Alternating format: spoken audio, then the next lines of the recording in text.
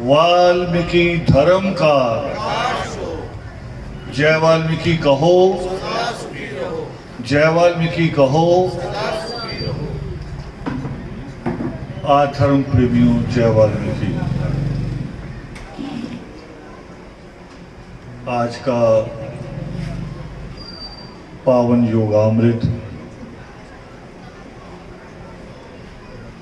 जो वीर नीरज निरंतर जी, उनके परिवार के द्वारा उस परमेश्वर की अमृत वर्षा से एक शुक्राना, उस ईश्वर का शुक्राना जिसने हमें इंसान के रूप में इस दुनिया में आने का अवसर दिया, और शुक्राना उस सोच का जो सोच उस परमेश्वर ने हमें प्रदान किया कि इंसान की तरह दिखना ही नहीं है, इंसान की तरह बनना भी है, रहना भी है।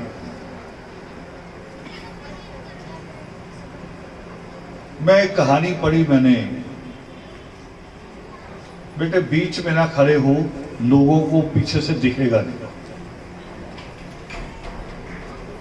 एक कहानी पढ़ी कि किसी को धर्म का एक रंग चढ़ा, कहें आप, धर्म की भूख पैदा हुई, इच्छा पैदा हुई, जो भी शब्द आप कहें, इच्छा पैदा हुई, जागृत हुई, और आदमी एक आश्रम में पहुंच गया। कहने लगा कि मुझे संत बनना है। तो वहां जो आश्रम के प्रमुख थे, जो वहां के मुनि थे, उन्होंने कहा कि संत बनने जैसा तो कुछ होता नहीं है, संत बनने जैसा कुछ नहीं होता। या संत होना होता है या संत दिखना होता है, दो चीजें हैं, बनना कुछ नहीं है। होना वो है कि जिसके अंदर से, जिसके अंदर किसी दूसरे की पीड़ा को देखकर खुद के अंदर पीड़ा आ जाए, जो किसी दूसरे के दुख को सहन ना कर सके, जो अपने बच्चे के साथ जितना प्रेम करता है उतना ही प्रेम पड़ोस के बच्चों के साथ करे, तो वो संत होना होता कि संत है, अंदर से संत। और एक दूसरा है कि आप मार्केट जाइए, दुकान से कपड़ा ले लीजिए, ऐसा ही जैसा आपका टेंट है, ये भगवा कपड़ा, दुकानदार पूछेगा नहीं क्यों ले रहे हैं, बड़े आसानी से दे देंगे। सिलवा लीजिए, पहन लीजिए, लोग नहीं पूछेंगे भी क्यों पहन लिया। हाँ, कुछ लोग डरने लगेंगे, कुछ लोग डरने लगेंगे, उनको लगेगा बाबा है, बाबा है, अगर हाथ नहीं जोड़े तो बद्दुआ दे देगा, कुछ बुरा ना कर दे। हम हमेशा बुरे से डर रहे हैं, बेटे इको है इसमें। हमेशा ये सोचते हैं कि कोई बुरा ना कर दे, मगर कभी ये क्यों नहीं सोचा कि कोई अच्छा क्यों नहीं करता। मुझे वो समय याद है जब, जैसे आज ईश्वर की कृपा हुई। आप तो कहते हैं मौसम खराब, मैं खराब कभी नहीं कहता, बदलाव कहता हूं, परिवर्तन है। गर्मी तेज हुई, ईश्वर ने अमृत वर्षा की बौछार कर दी और अभी आप आराम से बैठे हो, नहीं तो ऐसे करते सारे, मेरी बात कम सुनते। ये ईश्वर ने अवसर दिया बैठने का, बात सुनने का। तो ईश्वर अवसर देता है, वो खराब नहीं करता। तो मुझे एक समय याद है कि पूरे देश में बाढ़ आई हुई थी और हमें दिल्ली से निकले हम हिसार जाने के लिए और रोहतक से कुछ पहले हमें वापस लौटना पड़ा। हमें कहा गया कि आगे गाड़ियां नहीं जा रही। बस से भी रुकी, बस वाले से पूछा, वो कह रहा मेरी बस नहीं जा सकती, तो आपकी कार कैसे जाएगी, पानी बहुत भर गया है। और ये भी खबर छपी जब हम वापस आए कि कई जगह 8 फुट होता, आदमी से भी 2 फुट ऊपर 8 फुट पानी था कई जगह रोहतक में। वो कह रहे आप पार नहीं कर सकते। और दूसरी खबर और छपी उसी के साथ कि कल देवी देवताओं ने, उनकी मूर्तियों ने दूध पिया। मूर्तियां हम ही लाते हैं, हम ही अपनी पसंद की बनवाते हैं कि संगमरमर की बनवानी है, सीमेंट की बनेगी, फाइबर की बनेगी, हमारी पसंद होती है। उसका कद कितना होगा ये भी हम तय करते हैं कि हमारा मंदिर इतना है, हमारा घर इतना है, इतनी सी जचेगी। सब कुछ हम ही तय करते हैं और फिर डरते हैं, जैसे भगवे कपड़े वाले से डरते हैं, फिर उस मूर्ति से डरते हैं। खुद ही तय करते हैं, खुद ही उससे डरते हैं। यानी अच्छा पक्ष सोचते ही नहीं कभी भी, इससे कुछ अच्छा भी हो सकता है। खबर थी कि मूर्तियों ने दूध पिया और उस दिन दूध बिका 200 रुपए लीटर।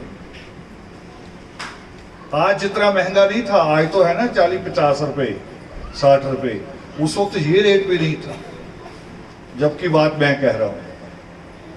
मूर्तियों ने दूध पिया तो मुझे ख्याल आया कि कई लोगों ने तो उस दिन बेचारों ने 200 रुपए दिहाड़ी भी नहीं कमाई होगी, मगर जब घर गया होगा रास्ते में कई जगह लाइनें लगी देखी होंगी, मन किया होगा मैं भी दूध पिला दूं, फिर सोचा होगा 200 रुपए तो कमाए हैं बच्चों के लिए, दूध कैसे पिलाऊं। मगर जब घर पहुंचा तो ये जो बहू बेटियां हैं, इनमें मां का दिल होता है एक ममता वाला, मगर उसमें खौफ ज्यादा होता है, डर। ममता वाले दिल में डर ज्यादा होता है। आदमी घर पहुंचा तो पत्नी ने, मां ने, बहन ने, बेटी ने, सबने डराया कि हमें भी दूध पिलाना चाहिए, नहीं तो कुछ हो जाएगा गलत। लोगों ने ऐसे भी पिलाया। बच्चों को चाहे दूध मिला या नहीं मिला। मैंने सोचा क्या ईश्वर इतना ज्यादा पापी हो सकता है? ईश्वर क्या इतना उसका सख्त दिल हो सकता है कि एक तरफ 8 फुट पानी, लोगों के घर डूबे हुए हैं, उनकी अलमारी भी डूब गई होगी पूरी गोदरेज वाली, और ईश्वर उस वक्त दूध मांग रहा 200 रुपए लीटर का। ऐसे हो सकता है? आप सोचो कभी।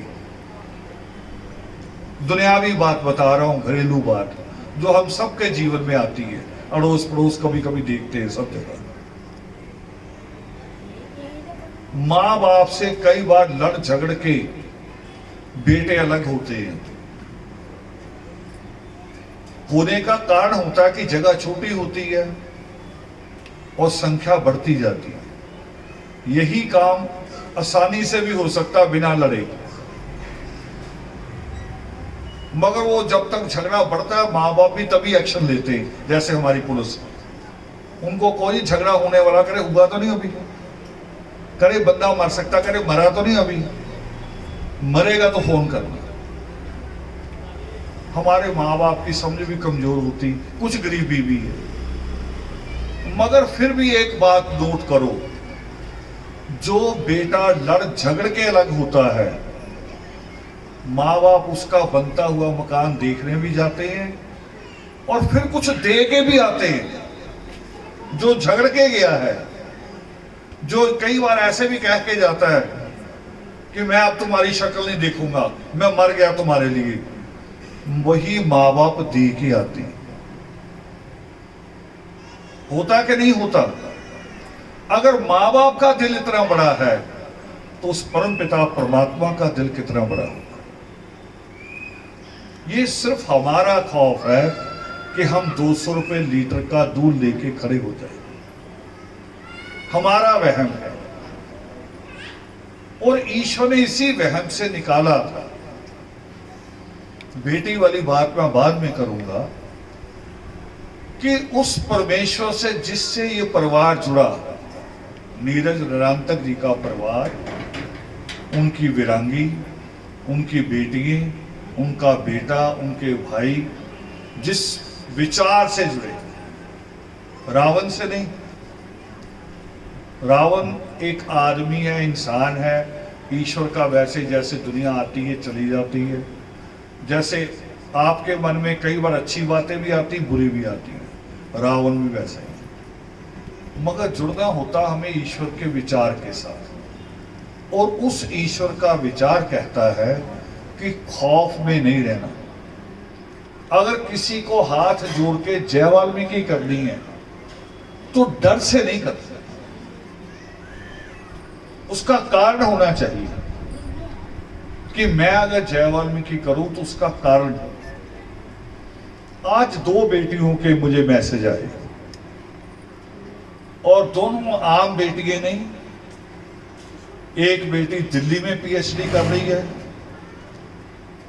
और एक बेटी का पीएचडी का एंट्रेंस पास हुआ है। उत्तराखंड में एक जगह है श्रीनगर, श्रीनगर एक तो जम्मू कश्मीर का है, एक उत्तराखंड में भी श्रीनगर यूनिवर्सिटी है वहां पे। और वो बेटी आदर्श के साथ कई साल से जुड़ी है, मगर बाप उसका धर्म समाज से जुड़ा है। थोड़ा फर्क है, देखो, धर्म समाज और आदर्श में। और बाप बेटी को क्या कहता है, और मैंने वैसे अभी तक अपने घरों में देखा नहीं है, लुधियाना सबसे महंगा शहर है, पैसे वाला भी। लोगों को बड़े बड़े घर बनाते देखा है, खुशी होती है, कईयों के 8-8, 10-10 कमरों के घर हैं। मगर ये मैंने पहली बार उस बेटी के मुख से सुना, करा घर बना रहा हूं, बर्तन धोने वाली भी मशीन लगाऊंगा। ये मशीन मैंने नहीं अभी तक देखी, 5 स्टार होटलों में होती है, घरों में नहीं आई अभी। वो लगाऊंगा मगर तुम्हारी फीस नहीं दूंगा। वो ऐसा धर्म समाजी, धर्म समाज का अध्यक्ष है, कार लेके प्रचार करने जाते हैं और वापसी पे ठेके पे ब्रेक लगाते हैं। उस बेटी ने खुद कहा मुझे रो के कि ये मैं ऐसी थी और मैं गरीब विरोधी थी, और उसने 3 साल मुझे जय वाल्मीकि नहीं की। मेरे से जुड़ने के बाद भी, मेरी गाइडेंस लेने के बाद भी उसने जय वाल्मीकि नहीं बोला, नमन। गुरुजी भी बोलती थी, नमन भी बोलती थी, मगर जय वाल्मीकि क्यों नहीं बोला?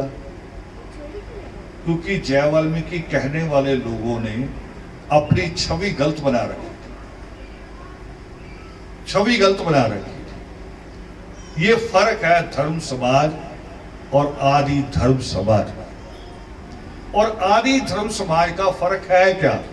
अपना कुछ नहीं, मेरा कुछ नहीं, उस परमेश्वर ने जो रास्ता दिया, वो कहते हैं कि दुनिया में सबसे बड़ा पाप कौन सा है? सबसे बड़ा पाप भय। और हमारा जयकारा क्या है? क्या बोलते हम? जो बोले सो निर्भय। जो जय वाल्मीकि बोलेगा, जो सृष्टिकर्ता वाल्मीकि दयावान की जय बोलेगा, वो भय से मुक्त हो जाएगा। क्यों? क्योंकि खाली जय वाल्मीकि नहीं रटनी, उनके विचार को रटना। अगर उनके विचार से नहीं जुड़े, फिर जय वाल्मीकि भी नहीं कहेंगे, उसका भी कोई महत्व नहीं। जैसे एक मिसाल मैंने अपने जीवन में देखी। कभी कभी हमारा जब जन्म होता है तो हमारी माँ घर में छोटी बहू होती कई बार, और कुछ बच्चे पहले से घर में होते जो हमारी माँ को चाची बोलते। हम भी चाची कहना सीख जाते, होता कई बार कि नहीं। मगर माँ को चाची कहो, माँ कहो, महाराष्ट्र में आई बोलते हैं, आई कहो, बीबी कहो, बेबे कहो, अम्मा कहो, उसकी ममता बदल जाएगी? रिश्ता बदलता है? नहीं बदलता। इसलिए कहता हूं कि वो जो रिश्ता है हमारा, वहां रिश्ता जुड़ना चाहिए। हम जय वाल्मीकि कितनी हमें कहते थे कुछ बाबा, पहले जय वाल्मीकि बोलते नहीं थे, बोलते आज भी नहीं, आज भी नहीं बोलते हमारे बाबा, आज भी आदेश बोलते। और जब कभी हमारे से बहस हो जाए, कह रहे नहीं नहीं आपका थोड़ा गलत है, हम बोलेंगे जय गुरु वाल्मीकि, हम और बड़ा करेंगे। तो मैंने कहा हमें इतराज क्या है, मगर वो यहां से आनी चाहिए, दिल से। जय वाल्मीकि कहो तो दिल से आए, भय से ना आए। तो परमेश्वर कहते हैं जब कि तप, दान और तीर्थ, ना तप करने से, ना दान करने से, ना तीर्थ यात्राएं करने से आपकी मुक्ति नहीं होगी, यानी ईश्वर खुश ही नहीं, उसका आशीर्वाद है ही नहीं। ये सारे पखंड हो सकते हैं। तो उस ईश्वर का आशीर्वाद कहां है? वहीं पे जिसको मैं विचार कह रहा हूं, वो योग शिष्ट का ज्ञान है। योग शिष्ट पढ़ेंगे, ज्ञान लेंगे, वो विचार ही तो है ना एक एक। और उसी विचार में से एक विचार है जिसको परमेश्वर कहते हैं कि जननी और जन्मभूमि स्वर्ग से भी बढ़कर। उसी विचार में परमेश्वर कहते हैं कि कई कई जन्मों के पुरुषार्थ के बाद कन्या रत्न की प्राप्ति होती है। कन्या रत्न कहा है,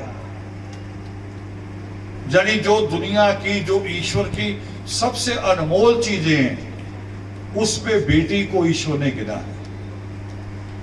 और इसका मैं अभी 2-3 जगह मैंने मिसाल दी, और आपको भी कहता हूं, आप भी सोचो भी कन्या ही बहुमूल्य कैसे है। आदमी मानता नहीं है, आदमी मानता नहीं, आदमी कहता कि मैं ही सबसे बड़ा हूं, मानता नहीं जल्दी। वो कह रहा औरत का दर्जा तो नीचे है। और औरतें भी समझती हैं ये बात कि हमारा दर्जा नीचे है, मगर परमेश्वर क्या कह रहे हैं? परमेश्वर कह रहे हैं कि जननी और जन्मभूमि स्वर्ग से भी बढ़कर है। भी स्वर्ग में भी वो सुख नहीं है जो मां की गोद में सुख है। जो मां आपके सिर पे हाथ रख दे, जो सुख वहां प्राप्त हो सकता है, वो सुख और कहीं प्राप्त नहीं होता। ये परमेश्वर कह रहे, मगर हम अंदर से मानते नहीं है। नारा लगाना जरूरी नहीं है, उसको मानना जरूरी है। और आज का योगामृत उसकी एक मिसाल है। जानते हैं किस लिए है योगामृत? नीरज जी के यहां पहले से 2 बेटियां हैं, 1 बेटा है, ऐसे ही है। और अब बेटी के यहां बेटी हुई है। बेटी के यहां बेटी हो जाए, लोग सिर बांध के बैठ जाते हैं, उदास घूमते हैं। और कौन खुशी मनाएगा? जो सृष्टिकर्ता वाल्मीकि दयावान की बात पे, जिसने पूरा अंदर से मान लिया कि कन्या रतन ही है। और कैसे है साबित कर दूंगा। कभी घर लौटो, घर आओ, घर पूरा साफ सुथरा मिले, महक आ रही हो भी फरनैल से या किसी और चीज से सफाई हुई है। थोड़ा अंदर जाओ तो खाने की महक भी आएगी, खाना रसोई में खाना तैयार ही है, बड़ी अच्छी उसकी खुशबू आ रही है। और अंदर जाओ, मगर घर में मां ना मिले, बेटी ना मिले, बहन ना मिले, पत्नी ना मिले, यानी बेटी के एक कन्या के जितने रिश्ते हैं वो उनमें से कोई घर ना हो। दादा हो, पिता हो, ताया हो, चाचा हो, भाई हो, मगर लड़कियों में से कोई ना हो। अपने दिल से पूछ के बताओ अपने आप ही, घर घर लगेगा उस दिन?